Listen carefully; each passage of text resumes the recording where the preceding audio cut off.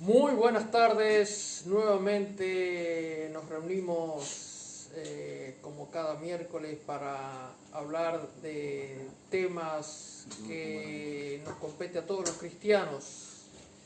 El miércoles pasado estuvimos hablando sobre el texto del Nuevo Testamento, el texto recibido y el texto crítico y los ataques a la versión Reina Valera.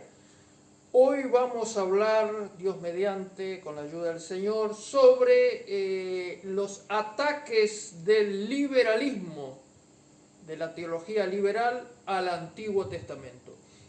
Antes les quiero recordar, como ya el miércoles pasado hemos estado hablando de este libro, que por la gracia de Dios nos ha permitido escribir, sobre religiones, humanismo y posmodernidad. Ahí se habla sobre diferentes religiones, no todas por supuesto, porque es muy vasto, pero los más conocidos: hinduismo, budismo, nueva era, catolicismo romano, mormones, testigos de Jehová, todo eso, todas esas religiones. Se habla también del humanismo, como el humanismo se ha metido en la enseñanza, se ha metido en la sociedad, la exaltación del hombre, la exaltación del ser humano por encima de Dios, y también sobre estos tiempos, la posmodernidad, sobre la ideología de género.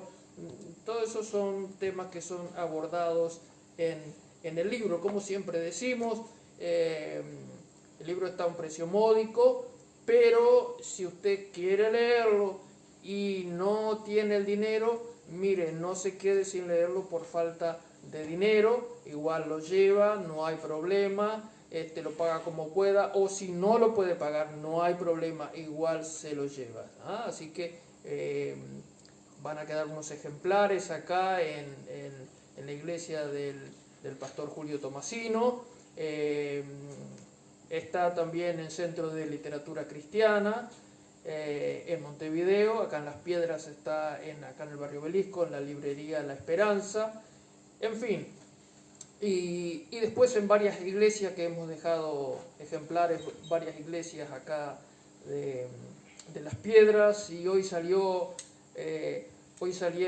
algunos volúmenes para Artigas, una encomienda mandamos de libros para la ciudad de Artigas también, así que muy bien. Vamos a entrar entonces de lleno a el tema que nos compete para hoy: los ataques del liberalismo al Antiguo Testamento. ¿Qué es el liberalismo? El liberalismo es un tipo de crítica que surgió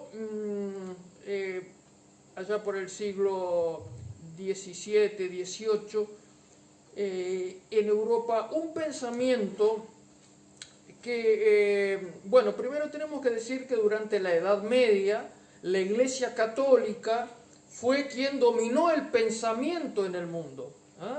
En los monasterios, el Papa desde Roma dictaba lo que se debía hacer y lo que no se debía hacer, y todo el mundo acataba lo que la Iglesia Católica Apostólica Romana decía.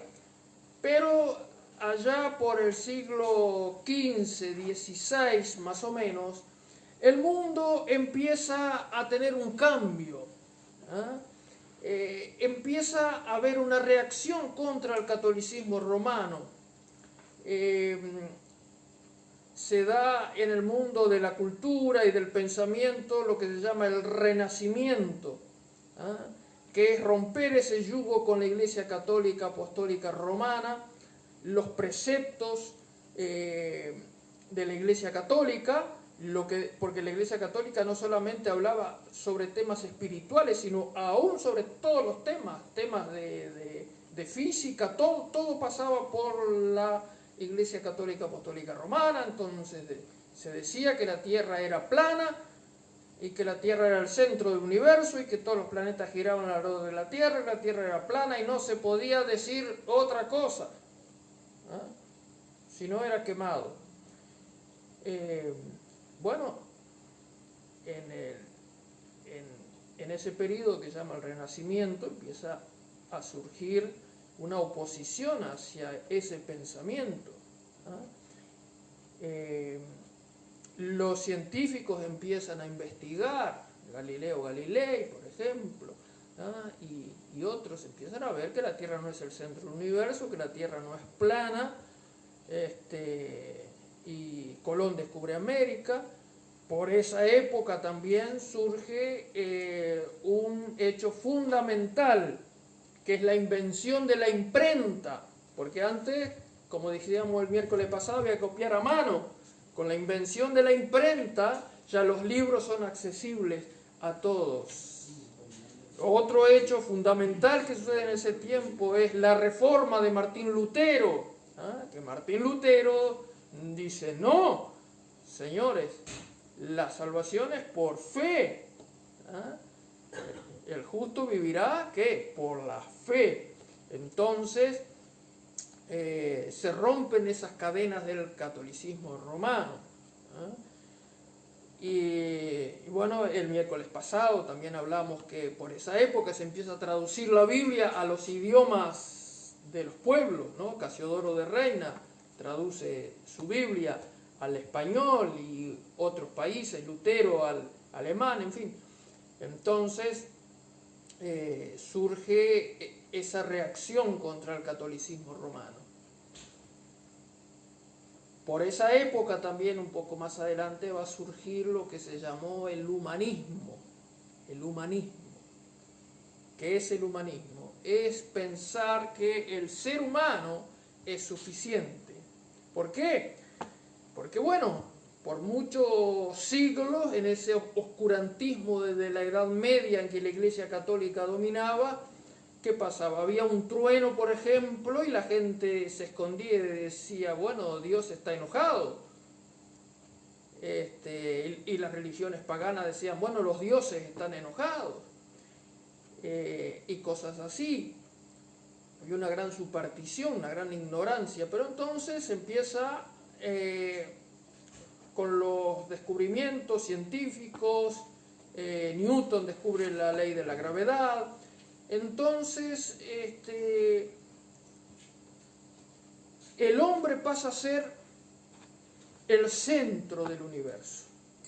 El centro es el hombre, el ser humano.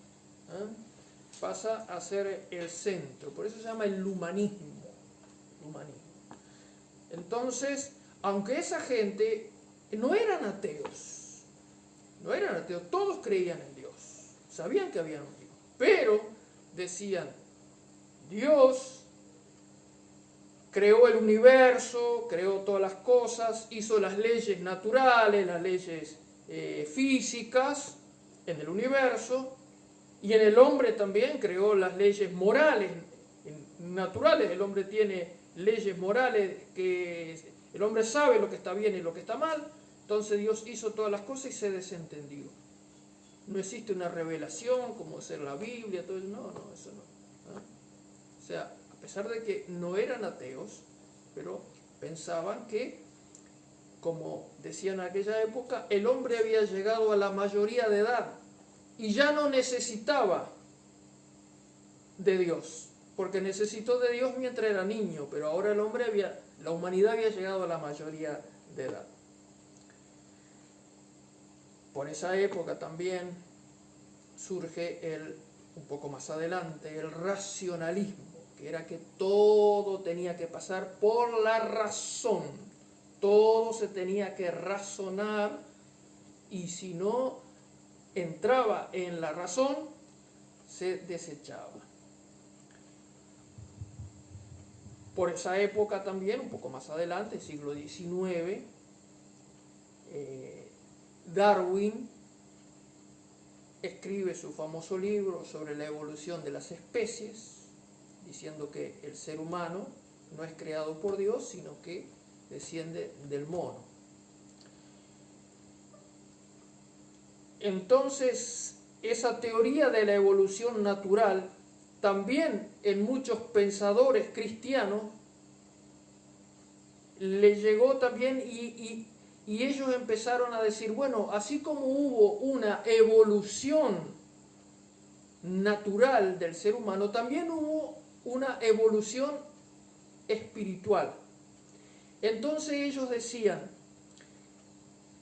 toda la Biblia no es otra cosa más que la evolución del politeísmo al monoteísmo. Antes eran todos politeístas, todos adoraban a muchos dioses, incluso Moisés adoraba a muchos dioses, pero fueron evolucionando hasta que llegaron al monoteísmo. Todo ese pensamiento de esos críticos y teólogos liberales, se les llama liberales, ellos se llamaban liberales. ¿Por qué se llamaban liberales? Porque decían que tenían una mente libre, que no tenían ataduras ni dogmáticas, ni porque esto es lo que piensa la Iglesia de Roma, o porque esto es lo que piensa la Iglesia luterana, o no sé qué, que esto, que ello. Ellos decían, nosotros somos libres, tenemos un pensamiento libre. Por eso decían que eran liberales. Aparentemente esto es bueno, en ese sentido, que uno piense con libertad. ¿Quién va a estar en contra de eso? Pero ¿cuál es el problema? Que todos esos pensadores liberales y esos teólogos liberales se acercaban a la palabra de Dios con un gran prejuicio. Entonces no creían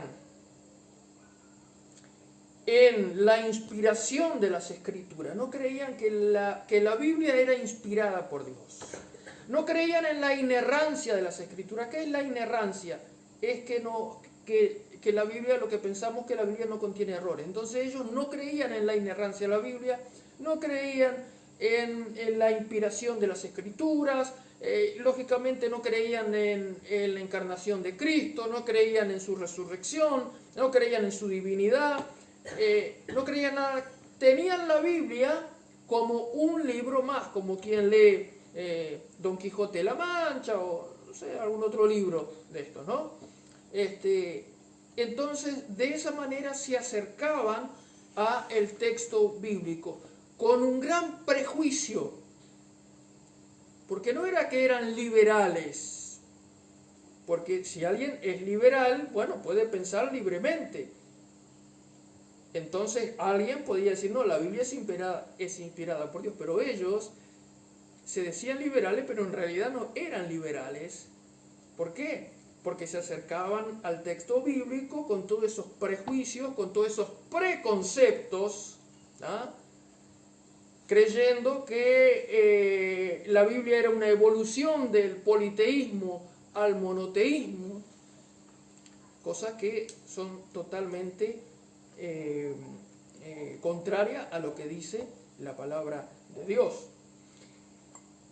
Entonces,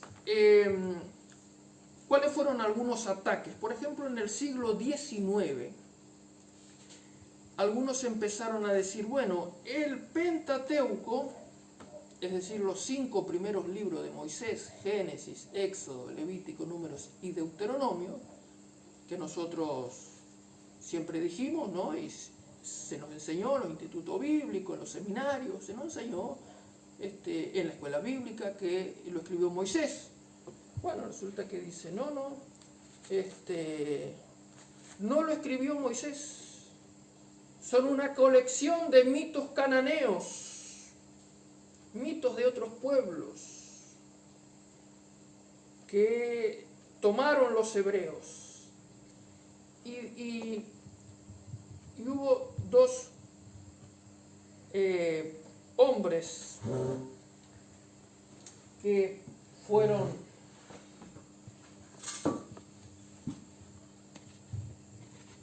Graf, alemanes,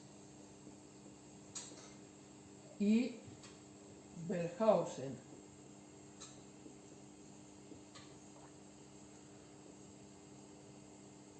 no sé si lo escribí bien, capaz que le erré algunas, porque vieron cómo estos alemanes, no sé por qué no se llaman Rodríguez o Fernández o algo así. Entonces la hipótesis documentaria de Graf y Wellhausen, estos 2 críticos alemanes, postularon en el siglo XIX que el Pentateuco era una colección de 4 documentos.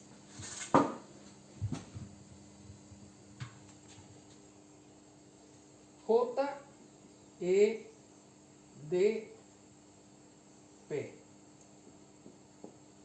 Entonces ellos dicen, hay en el Pentateuco la combinación de 4 documentos. El primero, dice, es el documento yavista. El documento yavista es aquellas narraciones de la Biblia del Pentateuco, aquellas narraciones donde aparece la palabra Jehová o Yahvé, por eso se llama yavista. Después hay otros documentos que son eloísta. ¿Por qué? Porque aparece en la Biblia la palabra Elohim, que es Dios, quiere decir Dios en hebreo, Elohim. Si nosotros vemos Génesis 1 y 2, por ejemplo, en Génesis capítulo 1 no se nombra la palabra Jehová, sino que aparece solo Elohim, Dios. En el principio creó Dios los cielos y la tierra. En el principio creó Elohim, como dice la Biblia, en hebreo Elohim, los cielos y la tierra. Entonces, en todo el capítulo 1 de Génesis se nombra a Elohim solamente. En el capítulo 2 se nombra a Jehová. Ya en el capítulo 2 empieza a hablar de Jehová. Entonces ellos dicen, ¿vieron? Dice, son 2 documentos distintos, dice. Hubo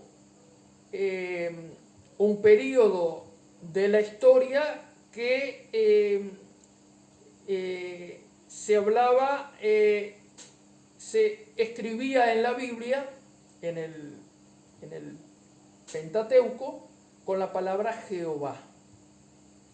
Y otro periodo más antiguo, que es el periodo eloísta, el periodo que se habla de Elohim. Son los periodos más antiguos, pero ¿qué dicen ellos?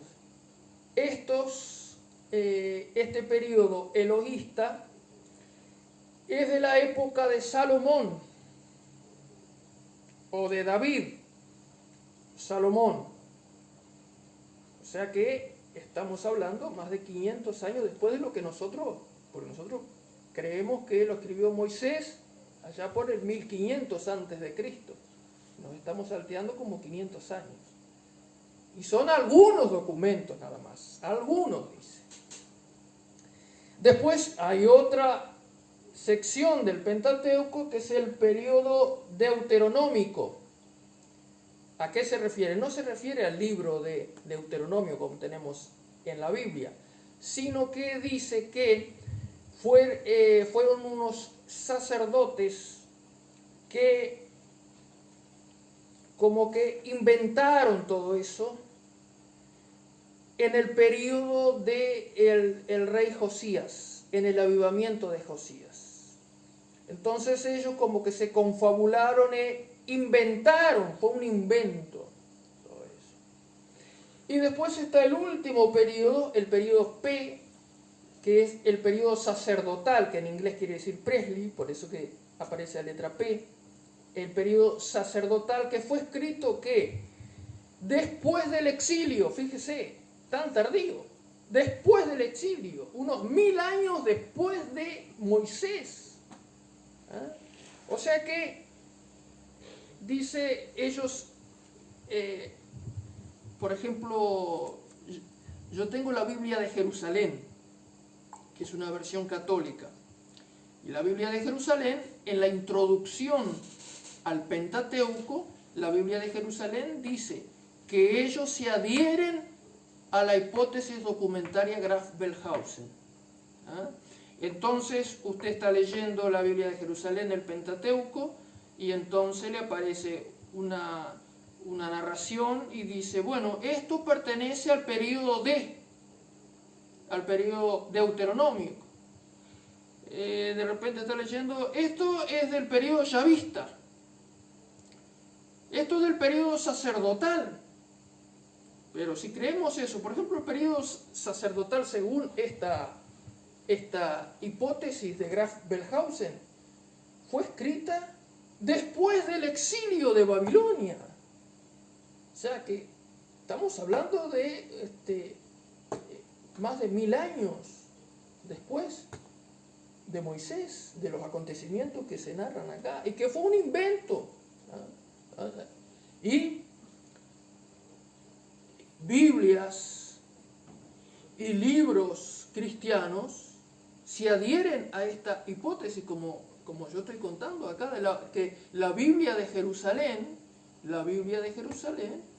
usted está leyendo el Pentateuco y hay comentarios abajo. Esto pertenece al periodo eloísta, esto pertenece al periodo yavista. Dicen que hay también, en la hipótesis documentaria de Graf Belhausen, que hay contradicciones y que hay duplicaciones, porque por ejemplo, cuando Abraham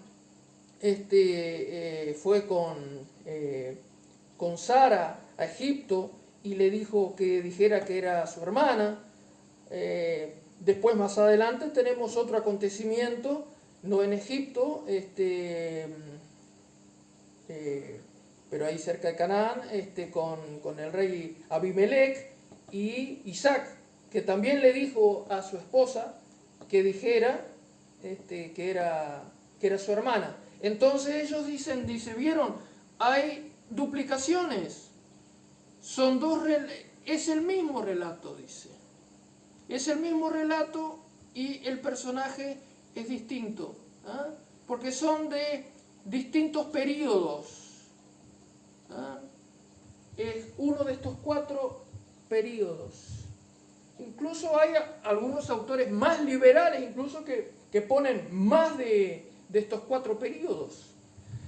Entonces,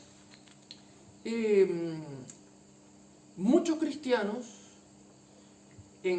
incluso en seminarios cristianos,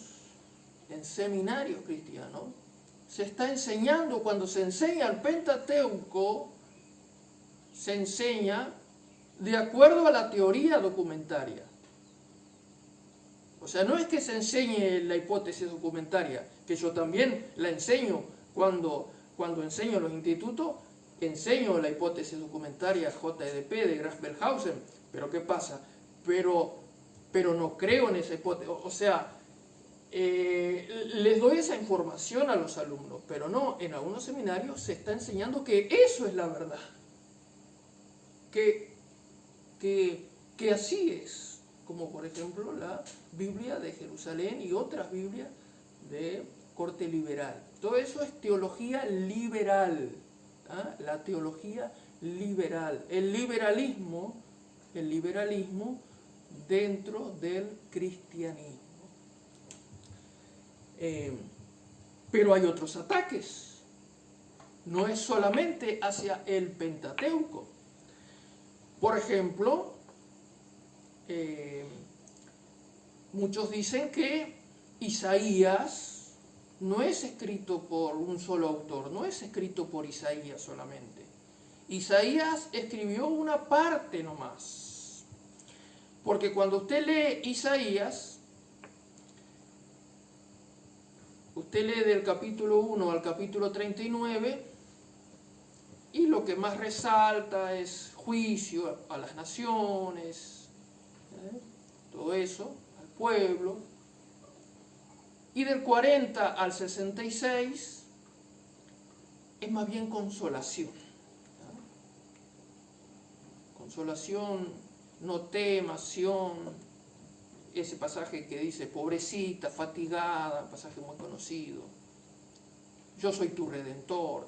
Entonces, ellos dicen, acá del capítulo 40 en adelante no es Isaías el que escribe, es otro, no sabemos quién. Y ellos le ponen el Deutero Isaías, que quiere decir, Deutero quiere decir segundo, el Deutero Isaías. Entonces, usted lee un libro, por ejemplo, está leyendo un libro de corte liberal, un comentario de Isaías, por ejemplo, y dice bueno, acá el Deutero Isaías dice tal y tal cosa. Incluso algunos autores dicen que hay más de un autor, incluso dicen que hay 3 o 4, ¿no? Diciendo que hay más de un autor. Después, cuando, si Dios quiere, veamos lo de los rollos del Mar Muerto, ahí vamos a ver cómo esta teoría del Deutero Isaías y de varias partes de Isaías queda descartada. Pero eso después lo vamos a ver, no hoy, porque no da el tiempo. ¿Ah? Tal vez para la próxima clase hablemos sobre los rollos del Mar Muerto. Otro ataque también contra el Antiguo Testamento, por ejemplo, es con el libro de Daniel. Muchos han dicho que Dios liberó a Daniel de los leones, y cuando lo liberó de los leones lo agarraron los liberales, porque como que Daniel a partir del siglo XIX cayó en el foso no de los leones, sino en el foso de los liberales, del liberalismo. Entonces usted agarra un libro de corte liberal, cristiano, pero liberal, y le va a decir fecha de composición, ¿vio?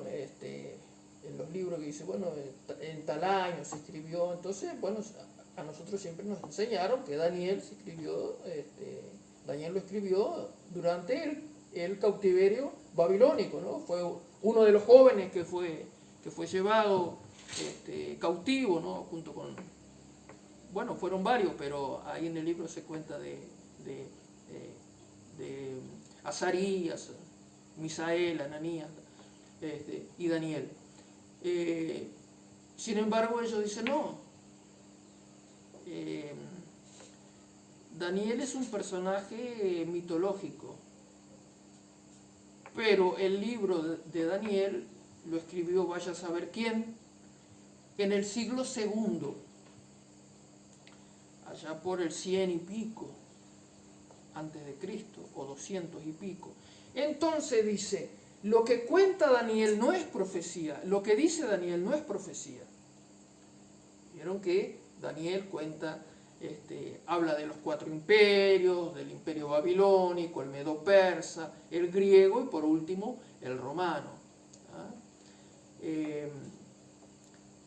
Entonces nosotros siempre se nos enseñó, y nosotros enseñamos que Daniel ya profetizó esos reinos.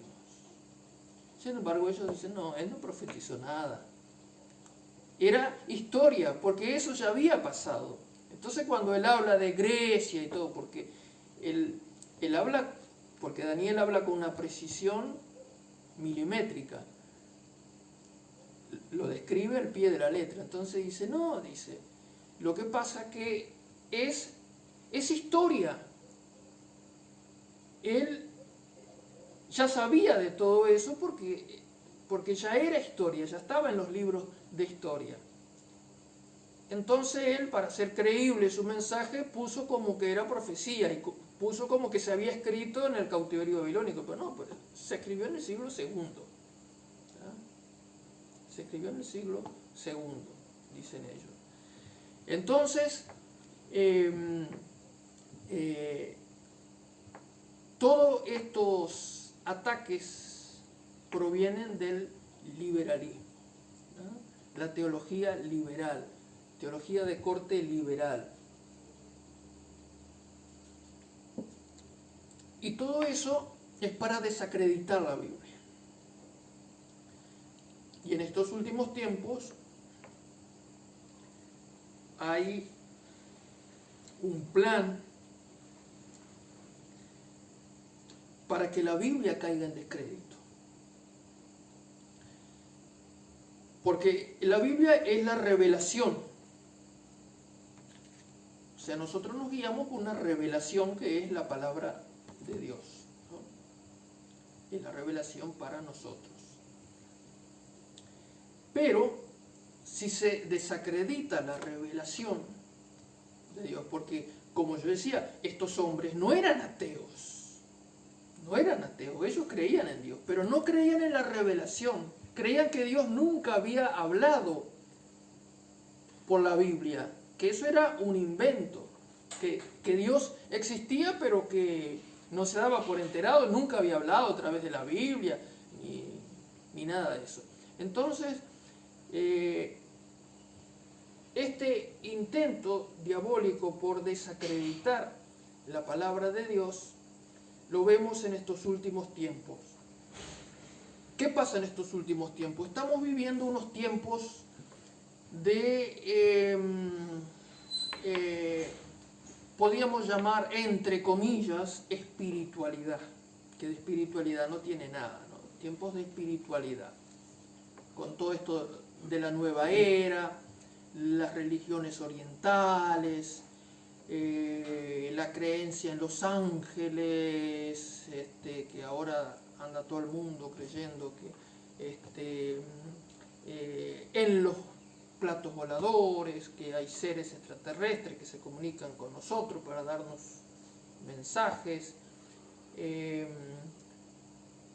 y todo eso desacredita la Biblia. ¿Por qué? Porque ya no es necesario una revelación, sino que hay muchas revelaciones.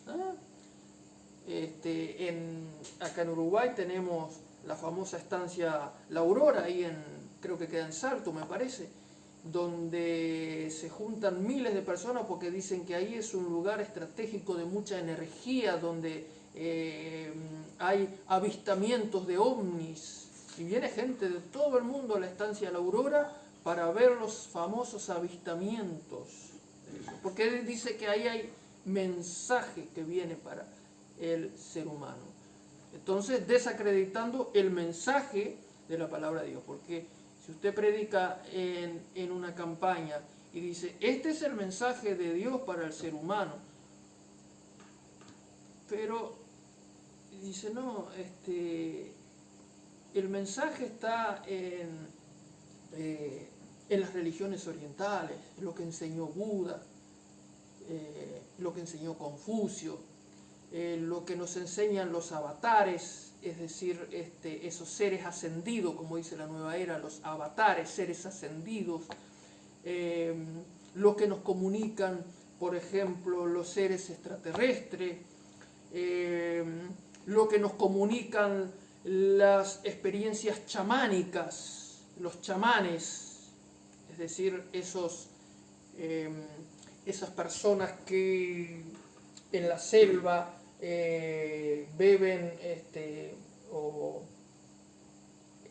algún alucinógeno, entonces dice que tienen experiencias místicas, ¿no? Y pueden revelar el futuro y ver el futuro. Entonces se trata de desacreditar la revelación de Dios, porque hay muchas revelaciones, ¿no?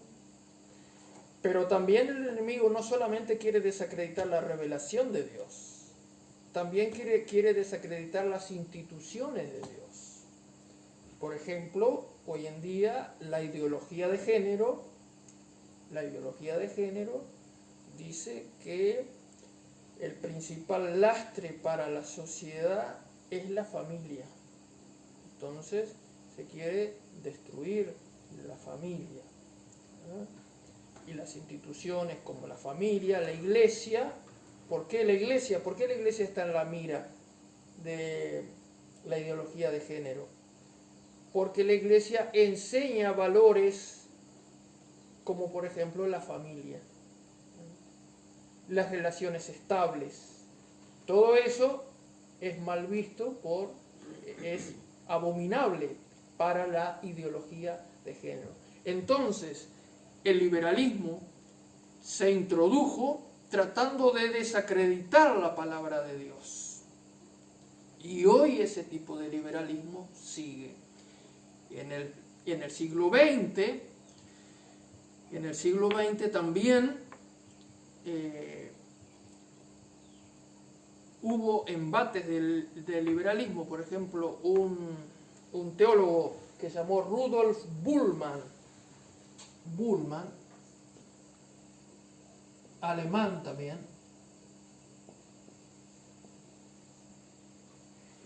¿Qué decía Bullmann?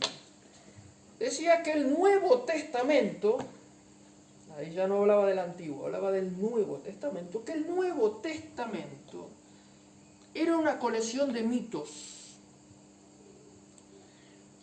Entonces, él decía que él quería encontrar el Jesús histórico. El Jesús histórico. Él y otros autores liberales no tenían ninguna duda de que Jesús había existido. El liberalismo nunca dudó de la existencia de Jesús. Pero ¿qué decían? Que Jesús, el Jesús histórico, como decían ellos, fue un hombre común y corriente, un maestro que enseñó ética, enseñó cómo debemos relacionarnos entre nosotros, cómo debemos resistir el dominio opresor, por ejemplo, en el caso de Jesús, de Roma, por ejemplo, pero que todo lo demás, eso que era hijo de Dios, que nació de una virgen, que resucitó, todo eso era mito, que todo eso había sido inventado por la iglesia. Después que Jesús murió, la iglesia se juntó, la comunidad de fe, como le llama Bullmann, la comunidad se juntó. Entonces empezaron a elaborar esos mitos alrededor del personaje Jesús, alrededor del Jesús histórico, ¿no? Que hacía milagros y todo eso, que resucitó, que volvería otra vez, que era el Mesías. Entonces dice, todo eso son mitos que nosotros al leer el Nuevo Testamento, decía Bullmann, al leer el Nuevo Testamento, eso ya en el siglo XX, Bullmann se murió en el 60 y algo, creo que 60 y algo, 70 por ahí, murió Bullmann. Entonces Bullmann decía, nosotros debemos leer el Nuevo Testamento sacando todos esos mitos que la iglesia inventó en torno al Jesús histórico. Hubo otro teólogo que se llamó Karl Barth.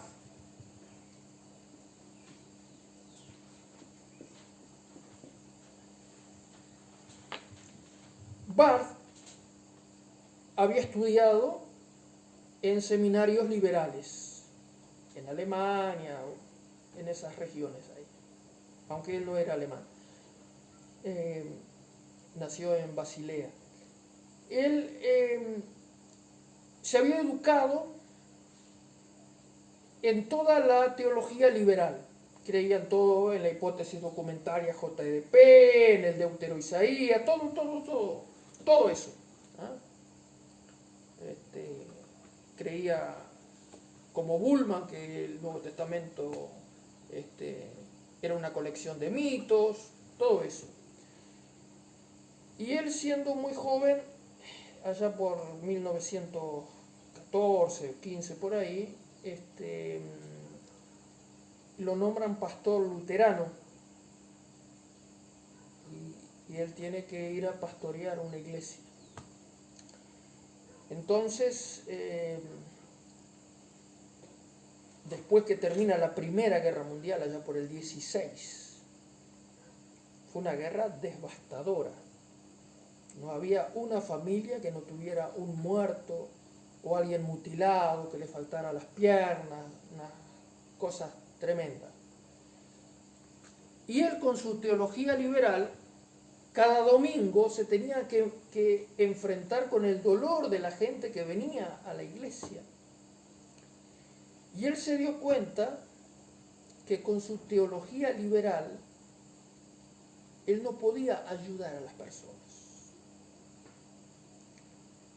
Pues claro, no creía en nada, no creía en el Antiguo Testamento. ¿No? Entonces, él rompe con la teología liberal.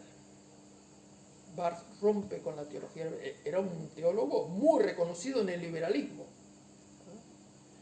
Y él rompe con la teología liberal y escribe un libro grande, gordo, ¿sí? Que se llama la Epístola a los Romanos.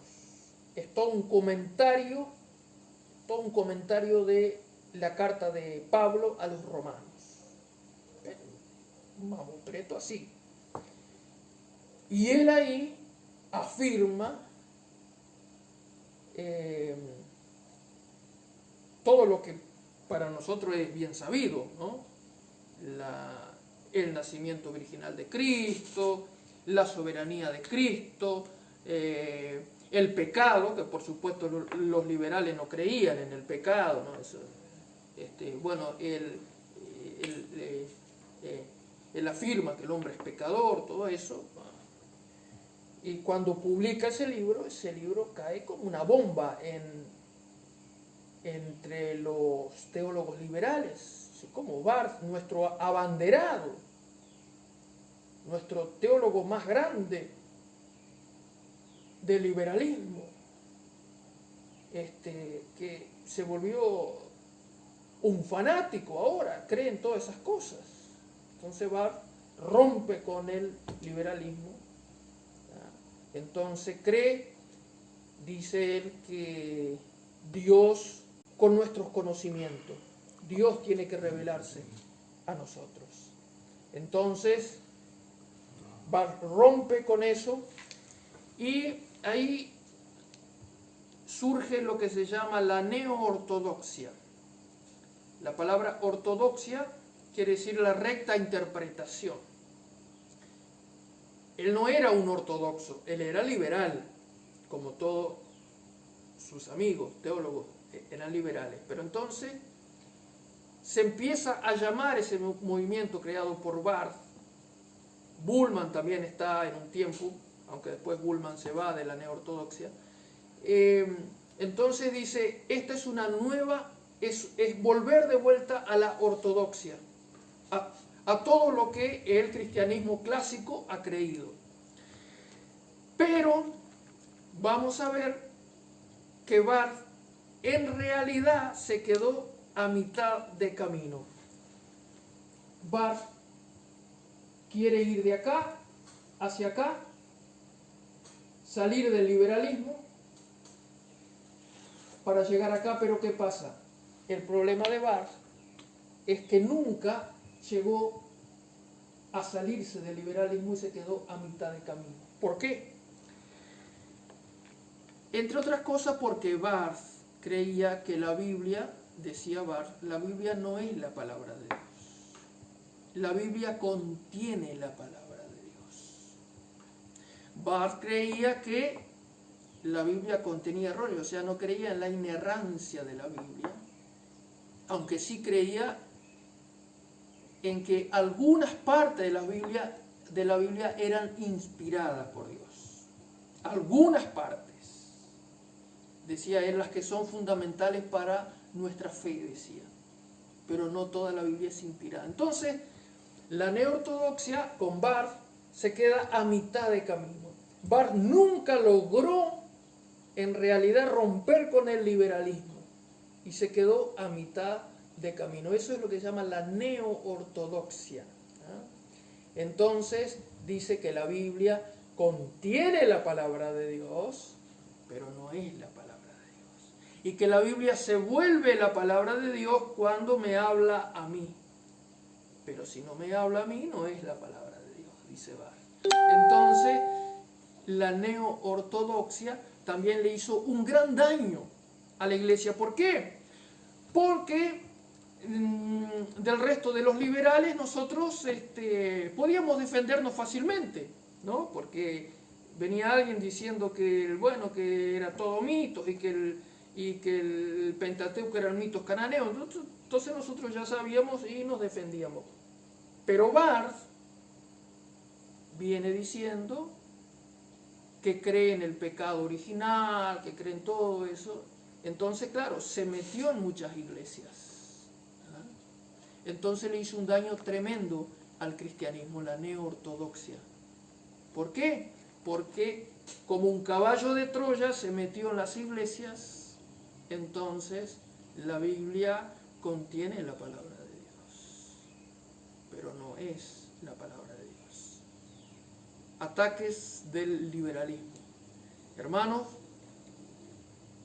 pero Dios es fiel. Dios es fiel. Y Dios hoy más que nunca se está moviendo y está usando su palabra. A pesar de todos los ataques, ¿qué dice la Biblia? Cielo y tierra pasará, pero mis palabras no pasarán. Así que, entonces, hermano, por más que el liberalismo quiera atacar la palabra de Dios, no puede. Muchas veces nosotros vamos a una librería cristiana y a veces encontramos libros de tendencia liberal. Entonces abrimos un libro y dice Daniel, escrito en siglo II.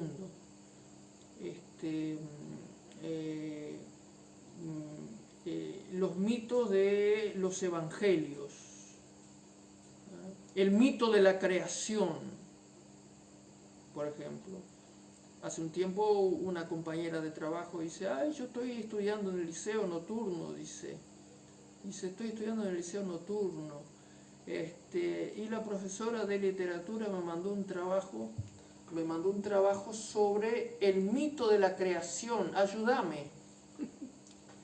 Y yo digo, bueno, yo no creo en el mito de la creación, yo creo en el relato bíblico de la creación, pero no en el mito.